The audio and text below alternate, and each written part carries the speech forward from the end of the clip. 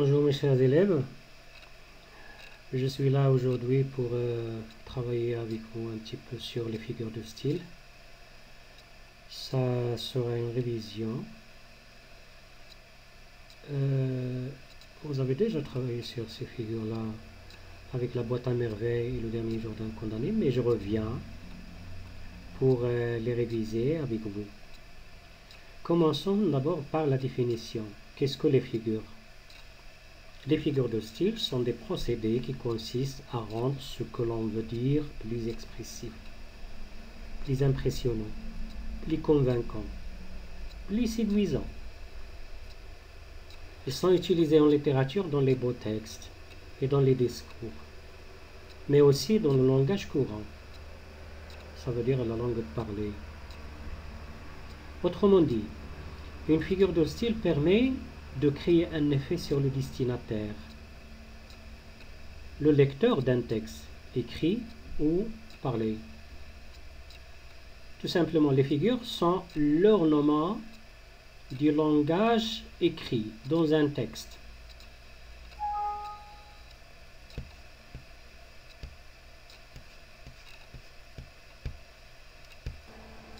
Eh bien, comment peut-on classer ces figures? Elles se classent suivant les catégories suivantes.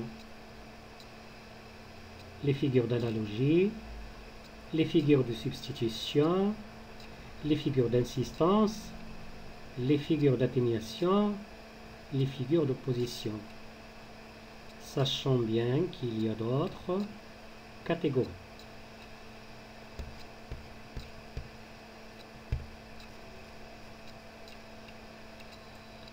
Et alors, pour travailler sur quelques exemples de figures d'analogie, essayez de lire avec moi ce mini-texte qui est tiré de la boîte à merveilles, la page 71.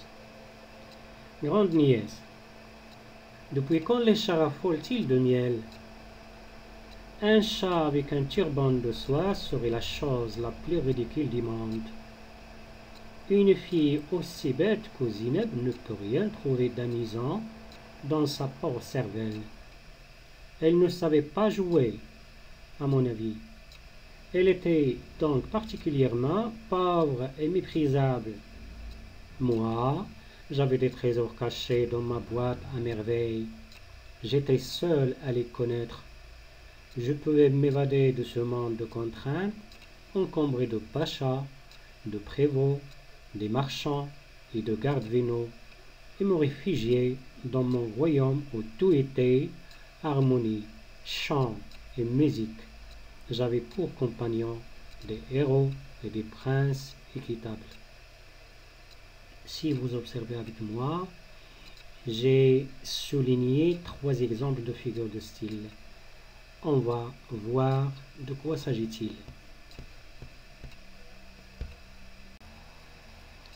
Et alors, quelles sont les figures qui apparaissent dans ce passage? Moi, j'ai relevé numéro 1, la personnification, avec la phrase « un chat avec un turban ». Numéro 2, la comparaison, avec la phrase « une fille aussi bête que Zineb ». Numéro 3, la métaphore, avec la phrase « j'avais des trésors cachés dans ma boîte ».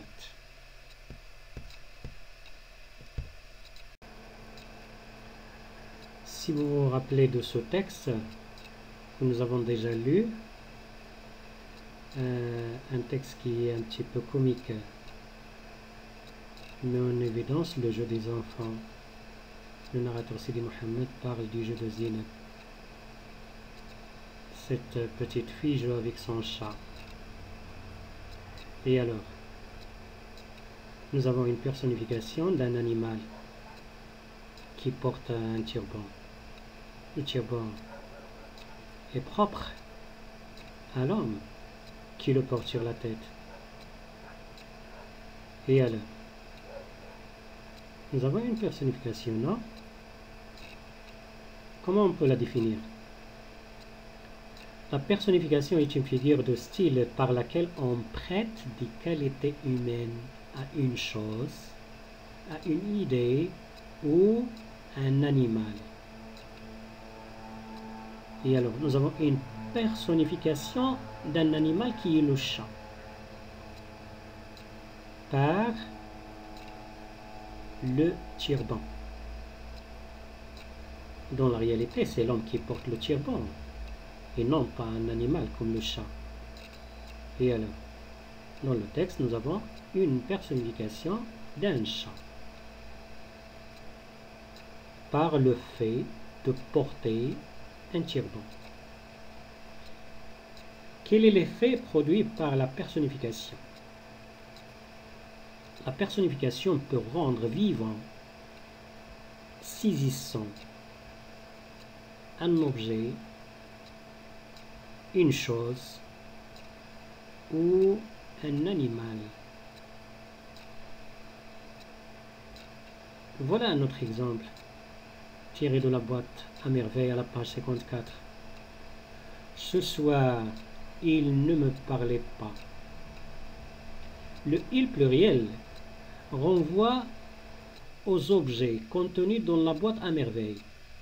Si vous vous rappelez bien de ce texte, et alors, le petit enfant Sidi Mohammed parle des objets contenus dans sa boîte, et alors, dans ce texte, il y a plusieurs personnifications qui accordent des qualités humaines ou personnelles aux objets.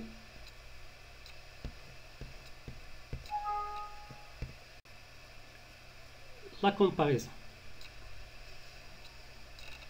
Je pense qu'il s'agit de la plus simple des figures d'analogie. Comment on peut la définir?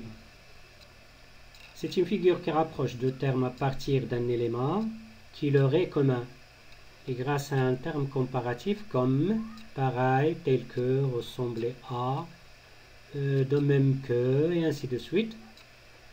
Et alors, nous avons dégagé du texte cet exemple. Une fille aussi bête que Zineb. Dans la comparaison, nous devons considérer trois éléments. D'abord le comparé, ensuite l'outil de comparaison, enfin le comparant. Nous avons deux éléments qui sont une fille et Zineb, et alors ils se rassemblent, ils se rapprochent par un moyen de comparaison qui est un adverbe de comparaison ainsi que et l'adjectif bête.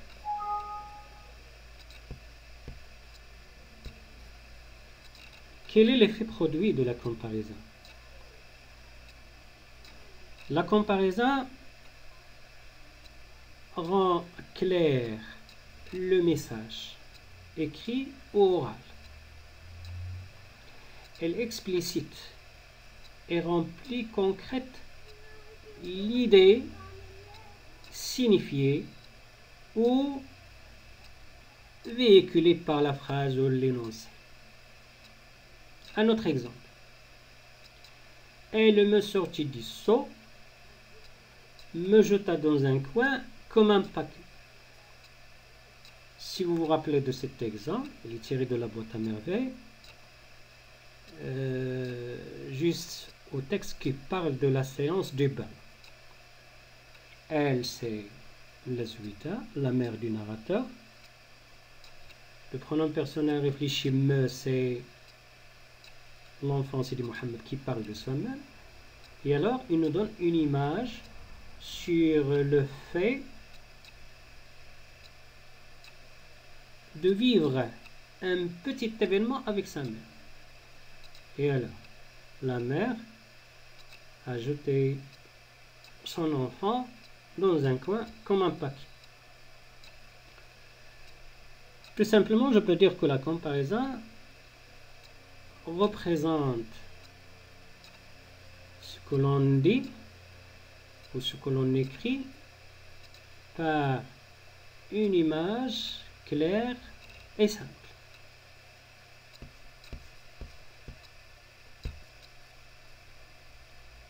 La métaphore.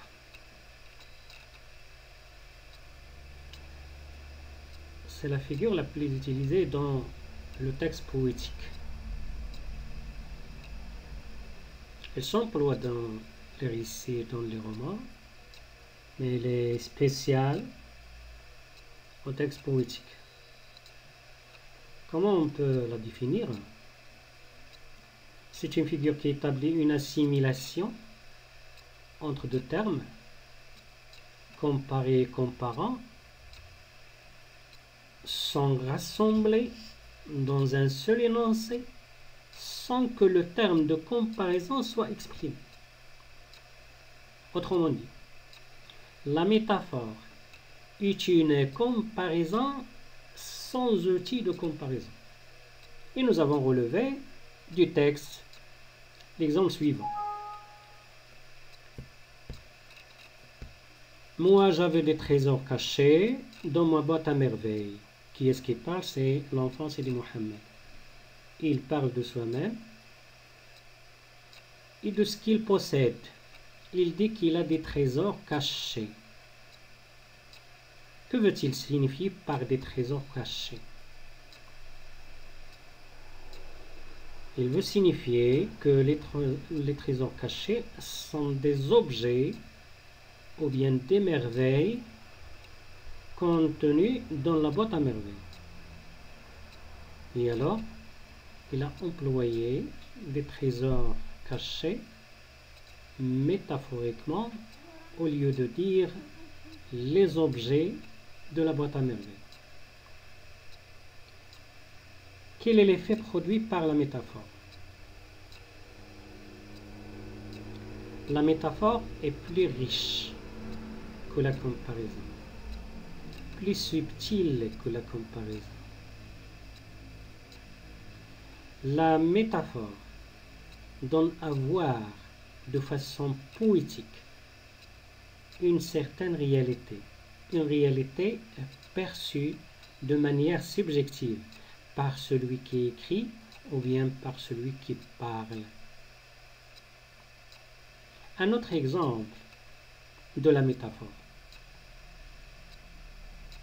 Il est tiré de la page 6 de la boîte à merveilles. Ma mémoire était une cire fraîche. Et alors, le narrateur Sidi Mohammed parle de sa mémoire qui était comme une cire fraîche. Et alors il y a le sens de la fraîcheur ou bien de la fragilité. Il a donné l'image de sa mémoire à la cire qui est fraîche.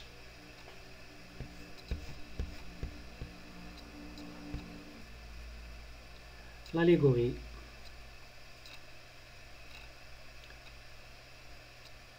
C'est une figure qui est fréquente dans le texte poétique, mais il est rare dans les récits ou dans les romans.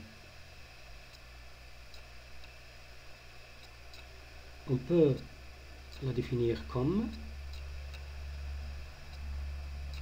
il s'agit d'une forme de personnification. Elle représente de façon imagée les divers aspects d'une idée abstraite.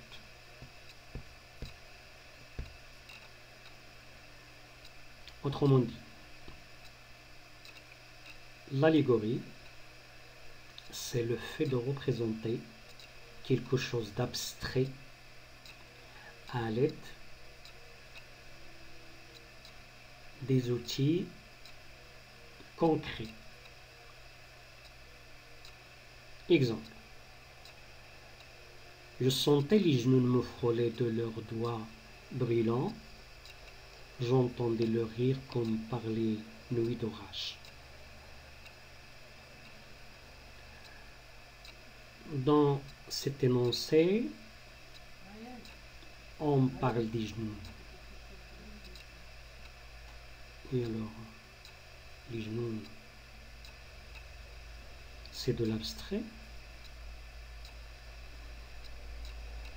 Les genoux sont révélés dans le Coran.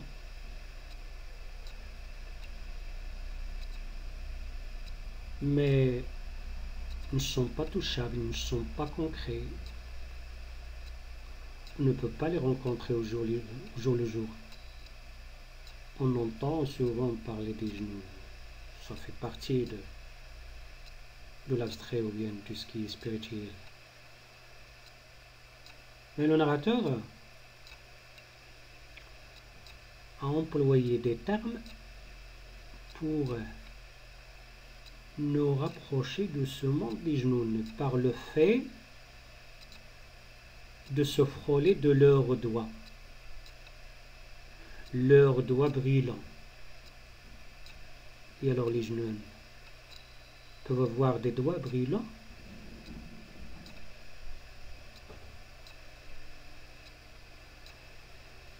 Il ajoute aussi qu'il entendait les rires de ses genoux.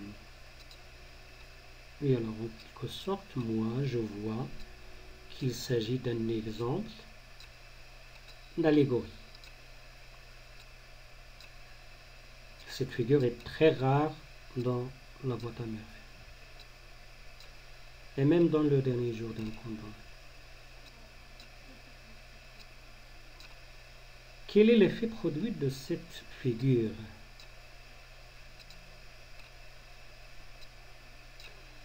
L'allégorie est une figure qui utilise fréquemment la personnification. Elle décrit une idée abstraite en employant une image concrète et des procédés narratifs et descriptifs, c'est-à-dire en utilisant une histoire pour exprimer cette idée. Il ne s'agit pas d'une longue histoire, même d'un petit événement. L'allégorie permet de rendre plus compréhensibles des notions abstraites. Si nous ne savons rien sur les genoux, Sidi Mohammed qui raconte dans la boîte à merveilles nous donne quelques informations sur les genoux par cette phrase, les genoux, je sentais les genoux me frôler de leurs doigts brillants, j'entendis leur rire comme par les nuits d'orge. L'allégorie permet aussi de rapprocher de manière surprenante et séduisante entre les idées abstraites avec ou bien à l'aide des éléments concrets. J'espère bien que vous avez bien compris avec moi les figures d'analogie. S'il vous plaît, si vous avez le temps libre, essayez de revenir à la page 54 et 55 de la boîte à merveilles. Vous lisez attentivement ce passage, s'il vous plaît, et essayez d'identifier et de relever les figures d'analogie. Merci de votre attention et à la prochaine vidéo.